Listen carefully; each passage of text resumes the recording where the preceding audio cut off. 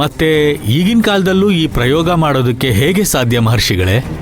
ಇದು ಈಗ ಮಾಡಿರುವಂತದ್ದಲ್ಲ, 200 ವರ್ಷಗಳ ಹಿಂದೆ ನರಬಲಿ ಕೊಟ್ಟು ದಿಗ್ಬಂಧನ ಮಾಡಿರುವಂತದ್ದು.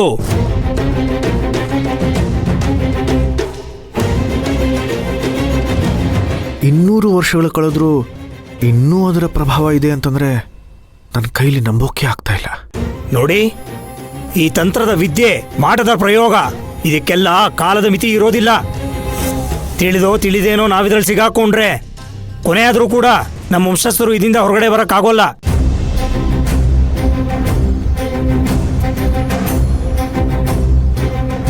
ಹಾಗಾದ್ರೆ ಈಗ ಆಗ್ತಾ ಇರೋ ಅನಾಹುತಗಳಿಂದ ನಮಗೆ ಮುಕ್ತಿನೇ ಸಿಗಲ್ವಾ ಮಹರ್ಷಿಗಳೇ? ಮಹರ್ಷಿಗಳೇ, ಜನ್ಮ ಪೂರ್ತಿ ನಾವಿದನ್ನೆಲ್ಲ ಅನುಭವಿಸ್ಕೊಂಡೇ ಇರ್ಬೇಕಾ? ನನಗಿನ್ನೂ ಮದುವೆ ಆಗಿಲ್ಲ ಮಹರ್ಷಿಗಳೇ. ಬೇಕಿದ್ರೆ ಜೀವನ ಪರ್ಯಂತ ಬ್ರಹ್ಮಚಾರಿಯಾಗಿ ಇದ್ದು ಬಿಡ್ತೀನಿ. ಆದ್ರೆ ದೆವ್ವ ಭೂತಗಳ ಕಾಟನ ಸಹಿಸ್ಕೊಳಕ್ ಆಗಲ್ಲ ಮಹರ್ಷಿಗಳೇ. ಗೋಪಾಲ, ನಾವಿಲ್ಲಿ ಎಲ್ರ ಸಮಸ್ಯೆಗೂ ಪರಿಹಾರ ಸಿಗಲಿ ಅಂತಾನೆ ಬಂದಿರೋದು. ಆಯ್ತು ಮಹರ್ಷಿಗಳೇ, ನಮಗ್ ಗೊತ್ತಿಲ್ಲದೆ ಏನೋ ತಪ್ಪು ನಡೆದು ಹೋಗಿದೆ.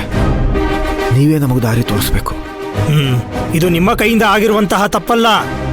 ಆಗಿನ ಕಾಲದಲ್ಲಿ ಈ ಸೂರ್ಯಮಣಿ ಯಾರ ಕೈಗೂ ಸಿಗಬಾರ್ದಂತ ಕೆಲವು ಅಘೋರಿಗಳು ಕ್ಷುದ್ರ ಸನ್ಯಾಸಿಗಳ ಸಹಾಯದಿಂದ ಕೆಲವು ವಿಚಿತ್ರವಾದ ನಕ್ಷೆ ಮತ್ತು ತಾಳೆಗರಿಯನ್ನು ಬರೆದು ಅದನ್ನ ಹುಡುಕೊಂಡು ಬರೋರ್ನ ದಾರಿ ತಪ್ಪಿಸ್ಬೇಕು ಅಂತ ಇಂಥ ಪ್ರಯೋಗನ ಮಾಡಿದ್ದಾರೆ.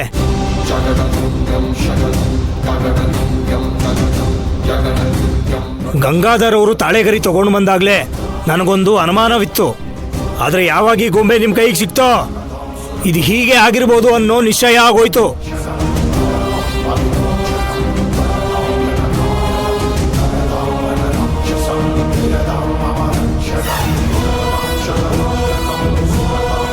ಇದಕ್ಕೆ ಪರಿಹಾರ ಇಲ್ಲ ಅಂತ ತಿಳ್ಕೋಬೇಡಿ.